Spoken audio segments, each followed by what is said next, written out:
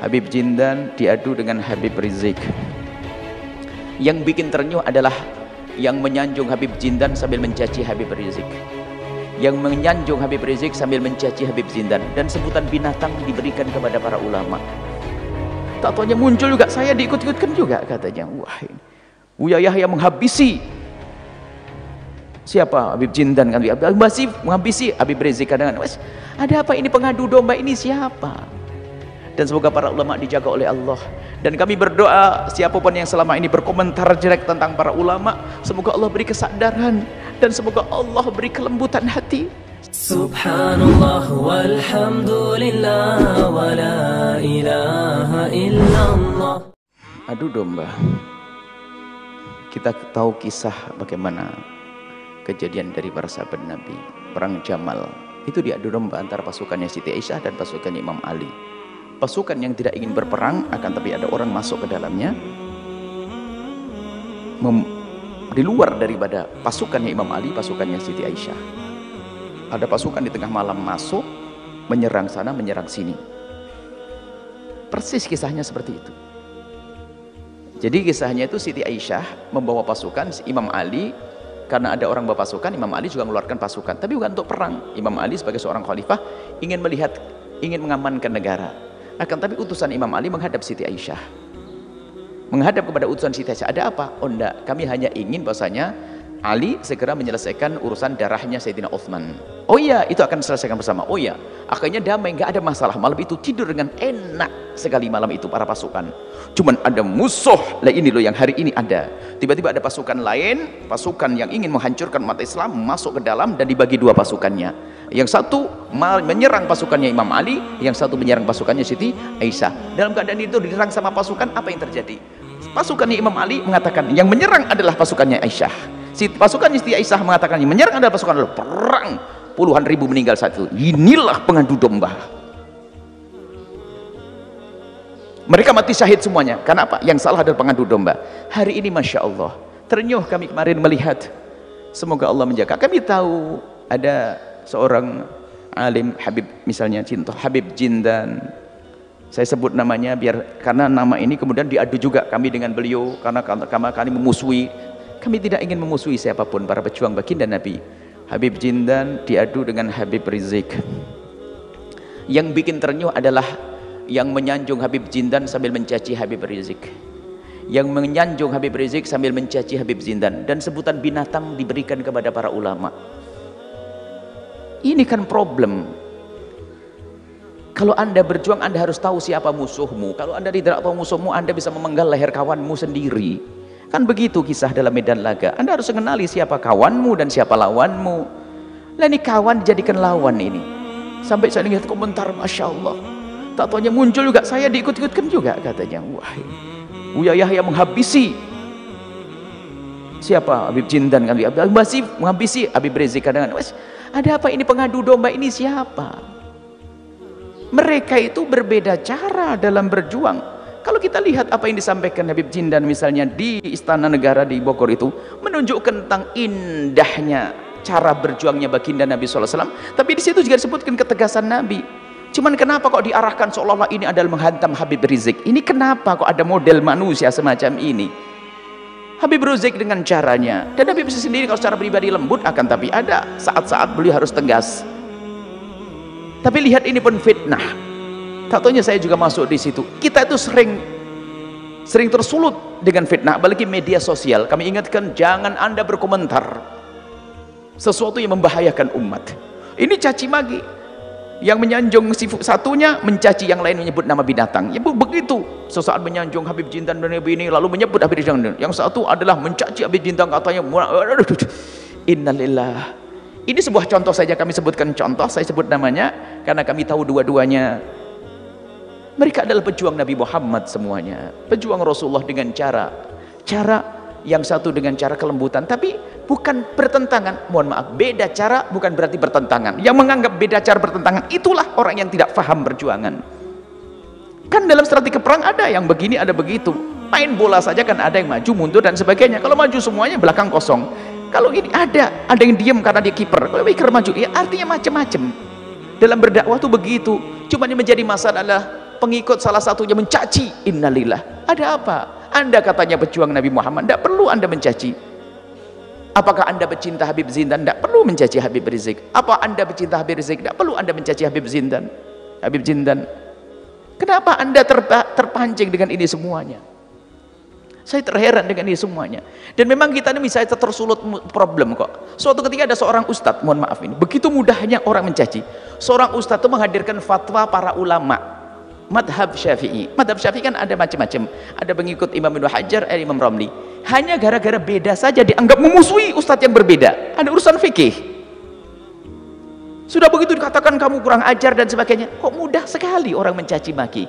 Sementara perkataan perbedaan ulama kan banyak. Gampang mencaci maki, bahkan wah seolah dibilang ini kurang ajar sama ustadz ini, kurang ajar sama alim ini, kurang ajar sama habib ini.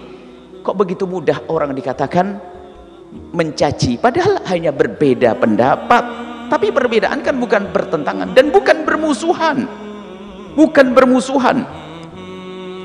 Makanya mohon kalau ternyata ada orang masang-masang saya lawan ini, saya lawan ini, itu bukan buatan Al-Bahjah.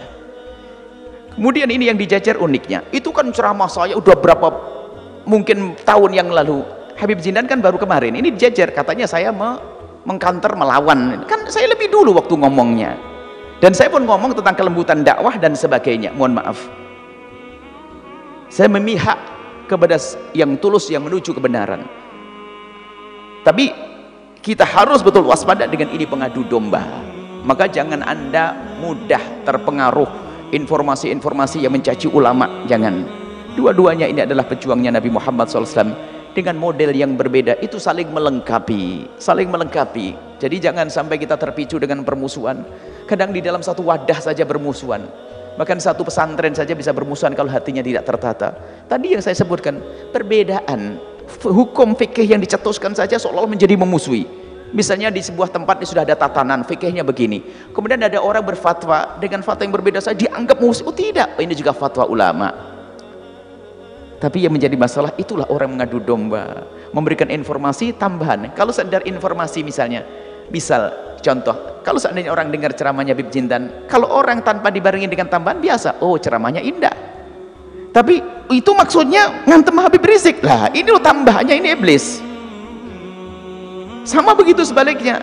Kalau Habib Rizik mengatakan dengan ketegasan, langsung maksudnya ini loh. Ketegasan yang diajarkan Nabi ada, kelembutan diajarkan Nabi ada. Itu bukan saling menghantam antara Habib Rizik dan Habib Zindan. Dulu Habib Mundir dengan Habib Rizik, dan juga kita membaca itu semuanya.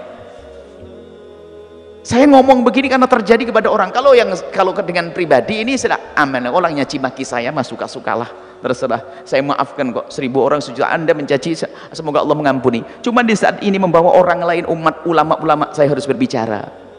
Kalau lihat ini ada komentar-komentar, saya dibilang alhamdulillah, saya dibilang kayak binatang nggak punya dosa, ya saya syukur. Ada kan komentar-komentar di video-video kami, oh nyaci maki, alhamdulillah ya Allah terlalu banyak dosa saya, ini memang harus dikurangi dengan dicaci maki. Tapi di saat orang lain saya harus ngomong.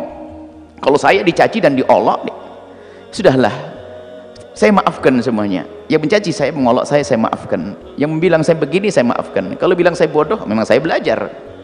Tapi di saat saya melihat tokoh seperti Habib Rizik, Habib Zindan, tak taunya ini tokoh ini kok diadu domba. Ini loh problem ini umat ini. Ternyata yang biasa ngadu domba ini di dalam, kami yakin ini orang yang biasa ngadu domba ini di dalam grupnya sendiri pun nggak akur sama kawannya, percaya itu. Memang ini sifatnya sifat begitu, dia bukan sifat pejuang. Saya tidak bangga kalau tiba-tiba ada orang yang jong, wah sip Buya Yahya jempol ini. Tak taunya habis itu ngiles ulama lain. Enggak, saya tidak suka. Saya tidak bangga kalau Anda menyanjung saya, tapi ternyata setelah itu Anda mencaci orang lain. Akan tapi saya bangga kalau Anda adalah mengangkat para ulama, mengikuti para ulama. Jika ternyata ada perbedaan cara, tidak menjadi sebab Anda membenci salah satunya. Kalau Anda termasuk mendukung perjuangan Habib Rizik, Anda tapi tanpa mencaci, tanpa mengolok.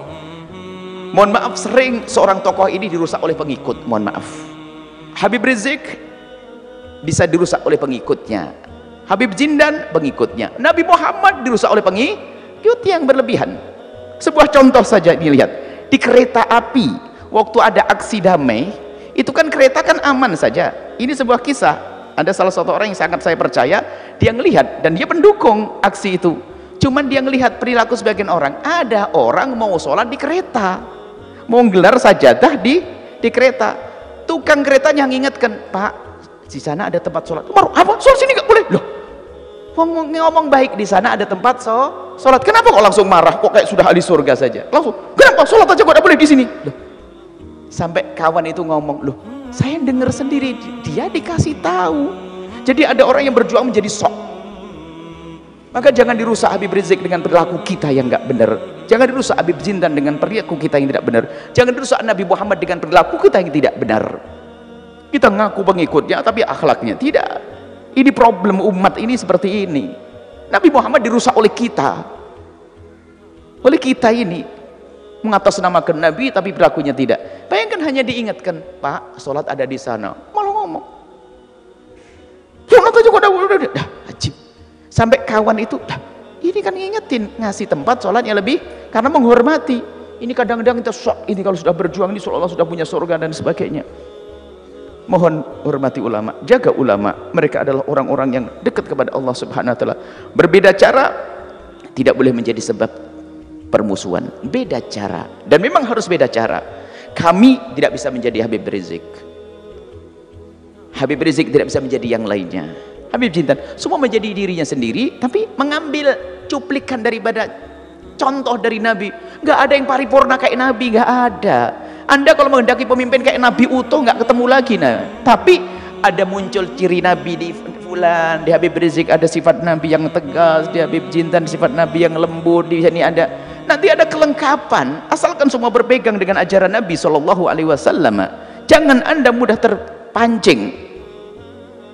Kalau sudah mudah terpancing, bapak sama saja musuhan. Alumni dari satu lembaga bisa musuhan kalau Anda mudah terpancing. Anda harus bisa membedakan mana musuh kita yang sesungguhnya. Semoga Allah menjaga hati kita, dan semoga para ulama dijaga oleh Allah. Dan kami berdoa siapapun yang selama ini berkomentar jelek tentang para ulama, semoga Allah beri kesadaran, dan semoga Allah beri kelembutan hati sehingga mereka bisa berprasangka. Spesial yang mencaci saya, mengolok saya maafkan, dan semoga Allah memberikan hidayah dan tidak menghukum mereka, karena saya tidak rela, karena mereka umat Nabi Muhammad. Biarpun mereka mencaci maki saya dan sebagainya, bagi saya itu adalah tambahan pahala buat saya yang kurang ibadah barangkali, kurang sholat, kurang sholawat ini. Akan tapi di saat menyangkut orang lain, saya harus berbicara karena saya mencintai mereka para ulama, saya mencintai mereka para habaib. Kita sering diadu domba, lihat saja, lihat. Maka jangan percaya kalau ada orang ngadu Buya VS, saya lebih senang Buya VS harimau, seneng gitu aja, VS gajah, VS monyet gitu saja. Jangan di VS kan ulama deh, itu buat fitnah saja. Dan memang kadang-kadang memang kalimat saya sesuai, tapi sesuainya itu bukan nunjuk ke dia, sebab dia manusia, tentu ada kesalahan. Kalau untuk mengadu domba pasti ketemu. Misalnya saya ngomong sifatnya orang suka marah-marah, nanti bisa aja ditempelin gambarnya Habib yang lagi marah, Buya ngantem dia, kan kurang ajar. Wong marahnya Habib ada sebabnya, saya pun bicara tentang orang marah ada sebabnya. Cuman ini orang yang suka nyocok-nyocokin ini, menggabung-gabungin, ini fitnah besar. Baik, semoga Allah menjaga hati kita. Dan ingat, sulhu khair. Kerjaan yang paling hebat adalah jadi juru damai. Maka dosa yang amat besar adalah menjadi pengadu domba. Juru damai adalah ahli surga.